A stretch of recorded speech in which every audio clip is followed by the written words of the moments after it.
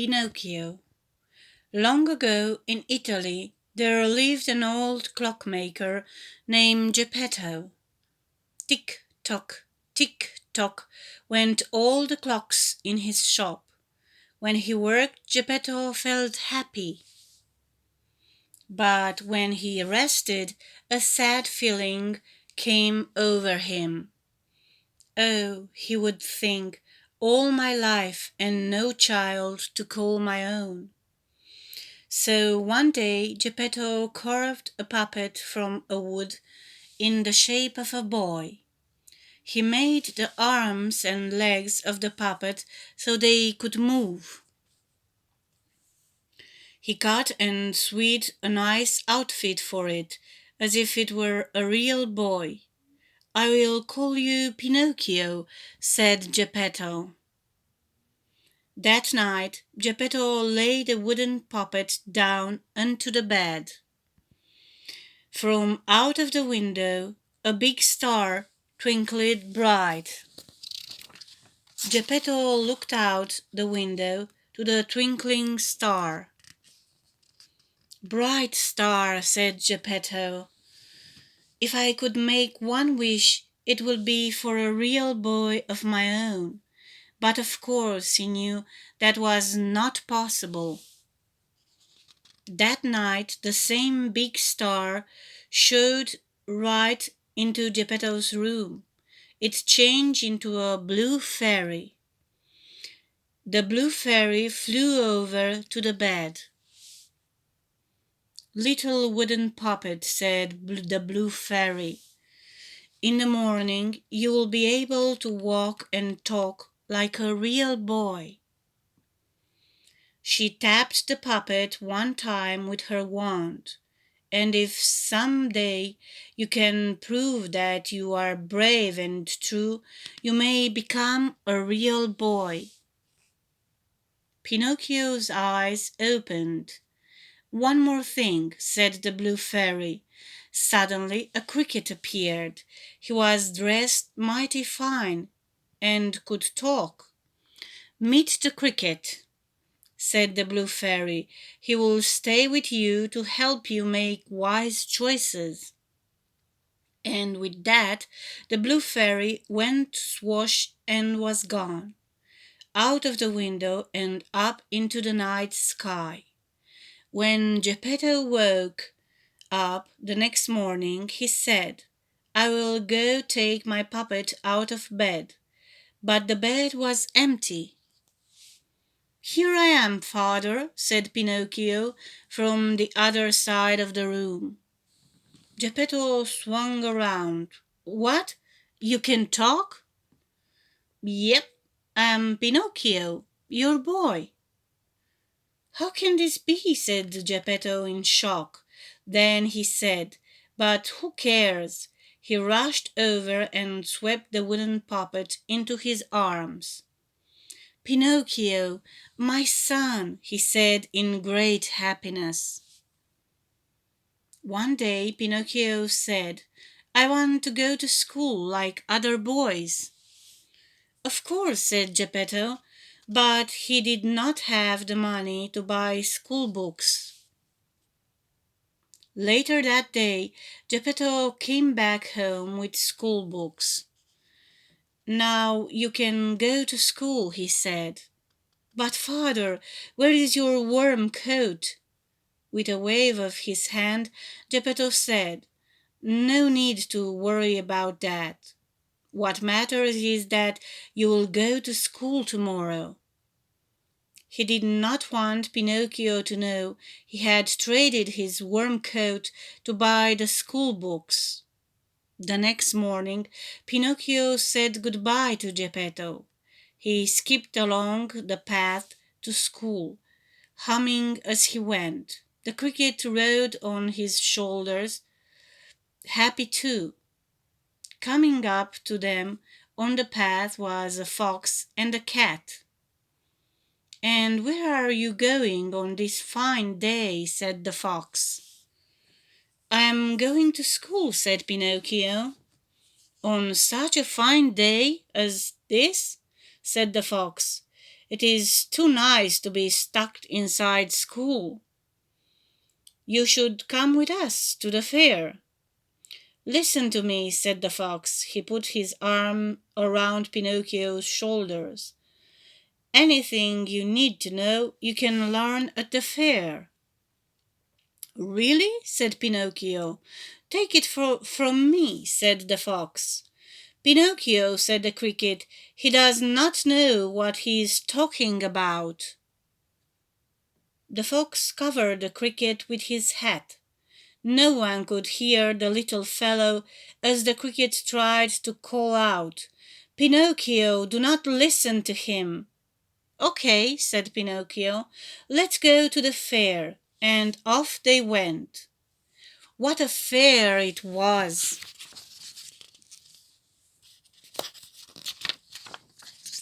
By the gate was a man dressed in white. He called out, Come in, come in, right this way, get your tickets there. With a sad look, Pinocchio said to the fox and cat, I do not have any tickets. A man was selling old things at a table near the gate. He called, Hey, you, sell me those new school books of yours.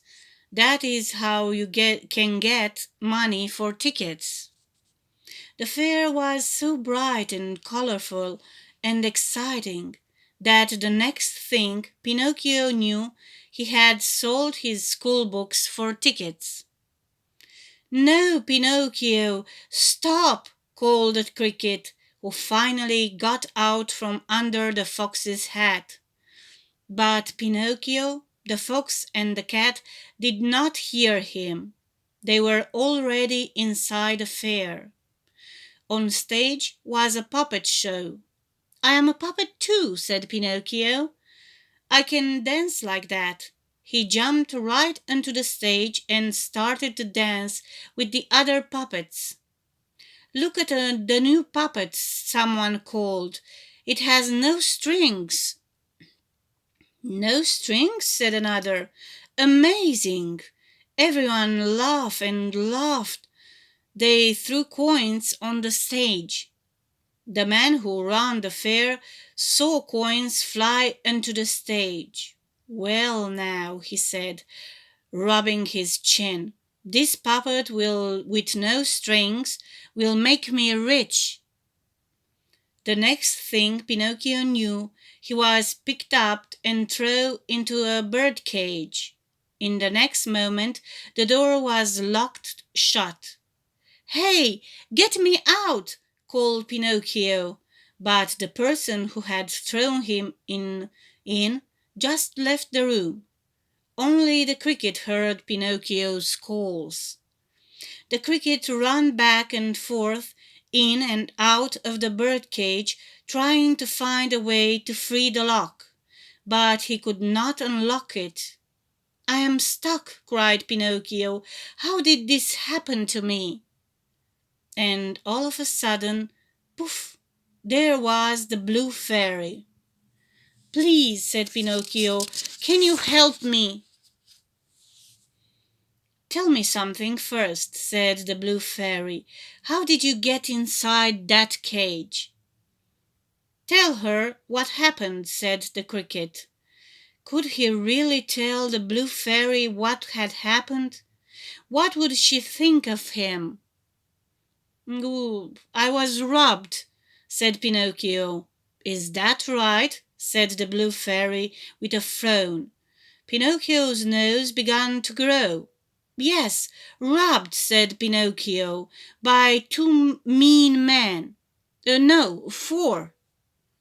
The nose grew more. They took my books. They made me come here, and they threw me into this cage.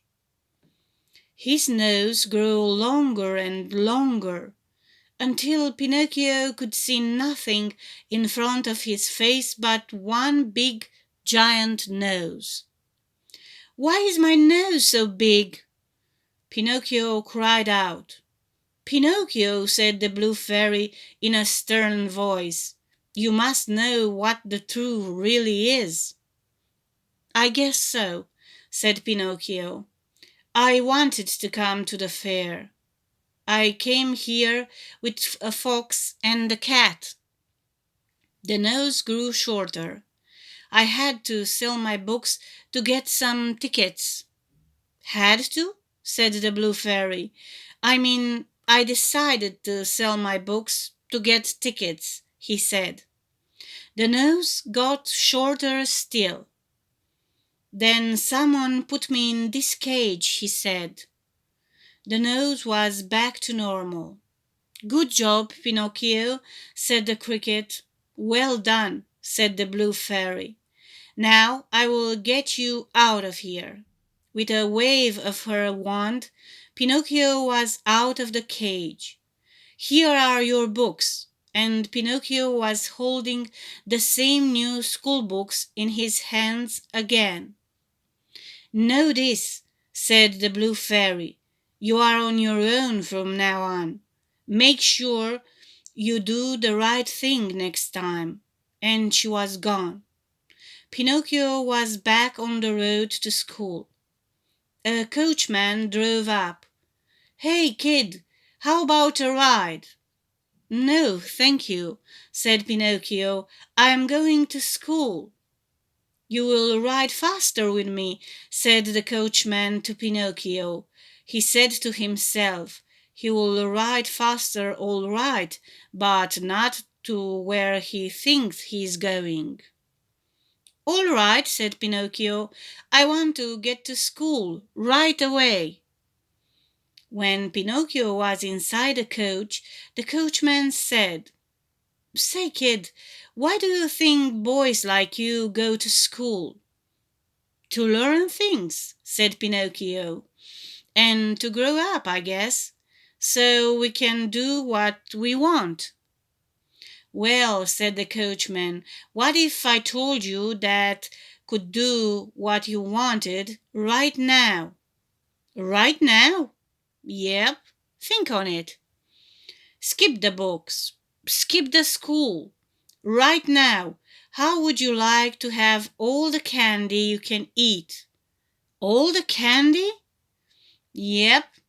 Ice cream, too, of every flavor. Ever wanted to smoke a cigar or play pool?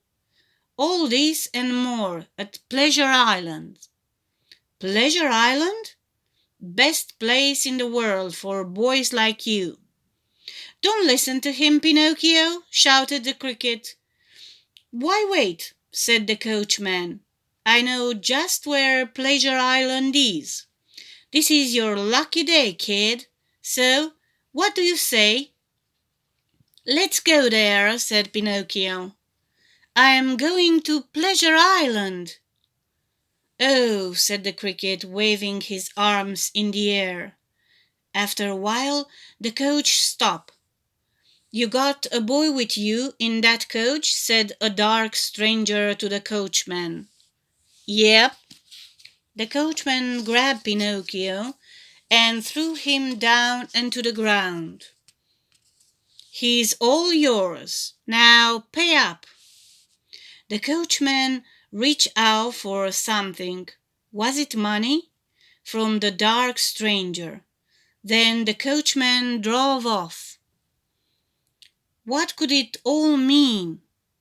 But as Pinocchio looked around, he no longer cared, for everything the coachman had told him was true.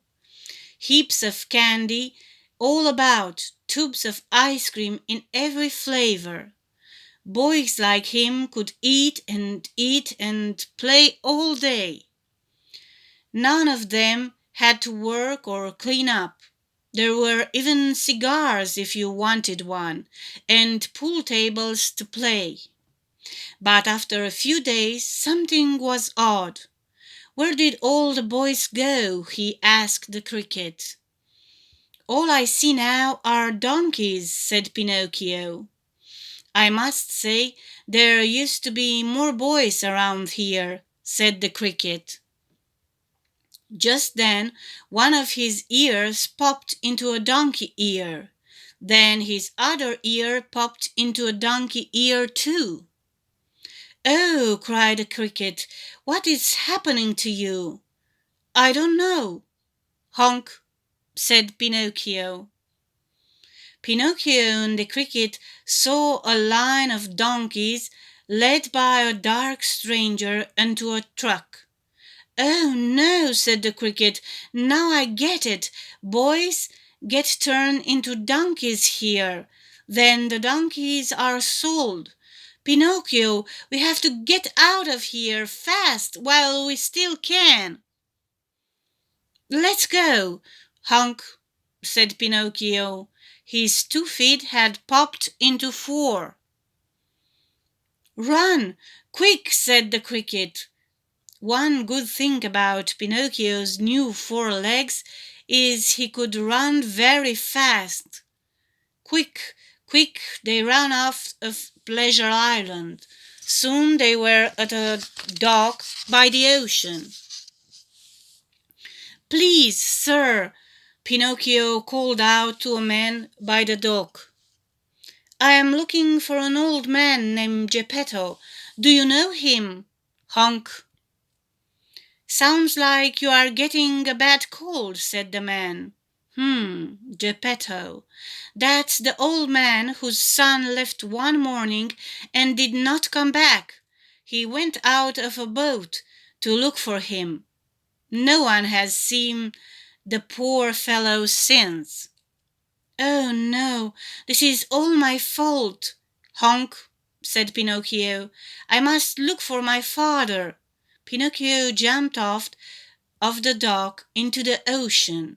The cricket jumped in too, close behind. Most of Pinocchio was still made of wood, so he would float on the ocean. "Father!" he called out, paddling the water with his arms. "Father!" But there was no answer. All Pinocchio could see around him was blue water everywhere. Until what was that far away? Something was rushing up. Something big and very fast. In a moment a giant whale was upon them. It opened its giant jaws and with one gulp swallowed Pinocchio. Rushing inside with all the sea water tumbled Pinocchio and the cricket. When they came to a stop, they saw that they were in a dark belly of a whale. "I am fine," said a voice of an old man. "Wait a minute," said Pinocchio. "Father, is that you?" There was Geppetto. "Father, father, is me," said Pinocchio. "My son," said Geppetto. "I thought I was dreaming." They hugged in joy. "Look," said Geppetto, as 3 fishes swam by. "There goes our dinner." "Father, I have an idea. Let's make a fire." "Grilled fish tonight," said Geppetto. "No, I mean for us to get out," said Pinocchio. He gathered driftwood and got a flame going. "This is how we can make the whale sneeze," he said. Pinocchio waved his arms over the flame to make a lot of smoke. Soon clouds of black smoke were rising up. The whale gave a cough. "Hang on," said Pinocchio. And then wham! In one big sneeze, Pinocchio, Geppetto, and the cricket flew out of the whale's mouth. Rolling over and over in the sea water, at last they rolled up onto the shore. "Pinocchio!" Geppetto rose to his feet. The cricket was there beside him, but where was Pinocchio? And then they found him. Pinocchio was face down, his head in a puddle. "Pinocchio!" They were too late. Geppetto and the cricket wept over Pinocchio, the boy puppet who lay still in the water. Then, in a flash, who was there but the blue fairy? "Pinocchio," she said, "you saved your father. You prove that you are both brave and true." She tapped his head with her wand. "And now you'll be a real boy." Pinocchio woke up. He looked at his soft arms and soft legs. "Father," he cried out, "look, I am a real boy." "That you are!" cried Geppetto. The blue fairy turned to the cricket. "Come," she said. In a flash the two of them were gone. And they lived many long and happy years together. The content creators need each of them at least 1,000 subscribers. Be one of them. Please subscribe.